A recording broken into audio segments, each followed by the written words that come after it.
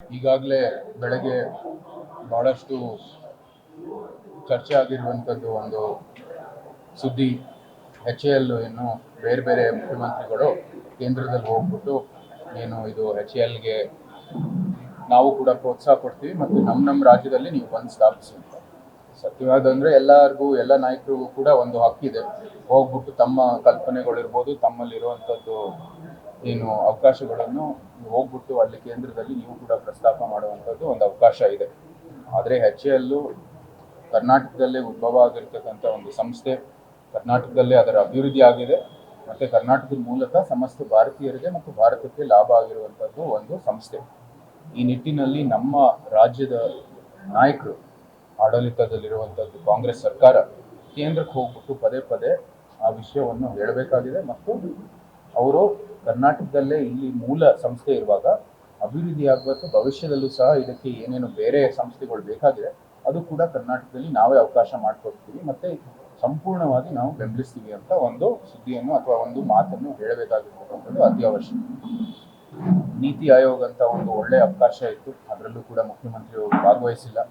India ಅಲಯನ್ಸ್ನ ಅನೇಕ ನಾಯಕರು, ಸ್ಟಾಲಿನ್ ಅವರು ಇರ್ಬೋದು, ನಮ್ಮ ತೆಲಂಗಾಣ ರೇವಂತ್ ರೆಡ್ಡಿ ಅವರು ಇರ್ಬೋದು, ಅನೇಕ ನಾಯಕರು ನಮ್ಮ ಭಾಳ ವ್ಯತ್ಯಾಸಗಳಿರ್ಬೋದು ಸೈದ್ಧಾಂತಿಕವಾಗಿ, ಆದರೂ ಸಹ ಅಭಿವೃದ್ಧಿ ದೃಷ್ಟಿಯಲ್ಲಿ ಒಂದು ಸೌಹಾರ್ದತೆಯನ್ನು ತೋರಿಸಿ ಎಲ್ಲರೂ ಹೋಗಿದ್ದಾರೆ. ನಮ್ಮ ಮುಖ್ಯಮಂತ್ರಿ ಯಾಕೆ ಹೋಗಿಲ್ಲ ಅಂತ ಭಾಳ ಸ್ಪಷ್ಟವಾಗಿ ನಾವು ಎಲ್ಲ ಕಡೆ ಪ್ರಶ್ನೆ ಮಾಡಿದ್ವಿ.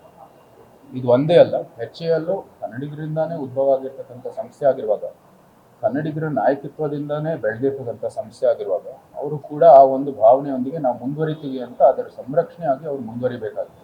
ಇದು ಮಾಡಿಲ್ಲದೆ ಇರೋ ಒಂದು ಸಂದರ್ಭದಲ್ಲಿ ನಮ್ಮೆಲ್ಲರಿಗೂ ಕೂಡ ನೋವನ್ನು ಉಂಟಾಗಿದೆ.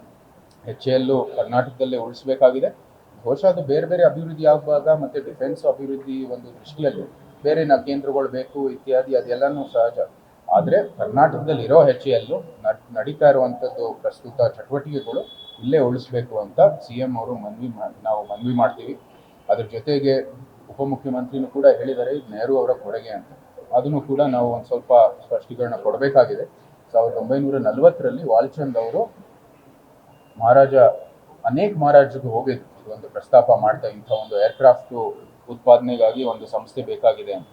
ಆವಾಗ ಬರೀ ಮೈಸೂರು ಮಹಾರಾಜರು ಅವ್ರಿಗೆ ಸ್ಪಂದಿಸಿ ಇಲ್ಲಿ ಅಂದಿನ ಮೈಸೂರು ಸರ್ಕಾರ, ಇವತ್ತಿನ ಕರ್ನಾಟಕ ಸರ್ಕಾರ 700 ಎಕರೆ ಗುರುತಿಸಿ ಅವ್ರಿಗೆ ಕೊಟ್ಟಿದೆ. ಅವರೇ ಆಯ್ಕೆ ಮಾಡಿದ ಜಮೀನು, ವಾಲ್ಚಂದ್ ಮತ್ತು ತಜ್ಞರು.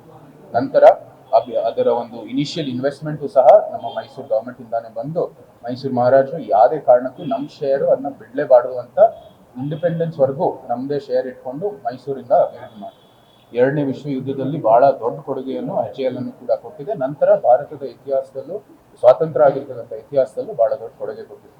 ಸೊ ಇದು ಮೂಲ ಕನ್ನಡಿಗರ ಒಂದು ನಾಯಕತ್ವದಿಂದಾನೇ ಬೆಳೆದಿರೋ ಸಂಸ್ಥೆ. ಇದನ್ನ ಉಪಮುಖ್ಯಮಂತ್ರಿನೂ ಕೂಡ ಗುರುತಿಸಬೇಕಾಗಿದೆ ಮತ್ತು ಪದೇ ಪದೇ ಹೌದು ಅವರ ಡೈನೆಸ್ಟಿಗೆಲ್ಲ ಹೇಳಬೇಕಾಗಿದೆ. ಆದರೆ ಈ ಒಂದು ಸಂಸ್ಥೆ ಕನ್ನಡಿಗರಿಂದಾನೇ ಉದ್ಭವ ಆಗಿದೆ. ಕನ್ನಡಿಗರ ನಾಯಕತ್ವದಿಂದ ನಾವು ಹೆಮ್ಮೆಯಿಂದ ಹೇಳ್ಬೋದು ಇದು ಕನ್ನಡಿಗರ ಒಂದು ಸಂಸ್ಥೆ ಅಂತ. ಅದು ಅವರು ಬಹಳ ಸ್ಪಷ್ಟವಾಗಿ ಹೇಳಬೇಕಾಗಿದೆ. ಎಲ್ಲನೂ ಕೂಡ ಅವರ ಏನು ಕೇಂದ್ರದ ನಾಯಕತ್ವದಿಂದ ಅಥವಾ ಅವರ ವರಿಷ್ಠ ನಾಯಕರೇ ಎಲ್ಲನೂ ಕೂಡ ಇಡೀ ವಿಶ್ವ ಅವರಿಂದ ಉದ್ಭವ ಆಗುವಂತ ಹೇಳುವಂಥದ್ದು ಅವಶ್ಯಕತೆ ಇಲ್ಲ.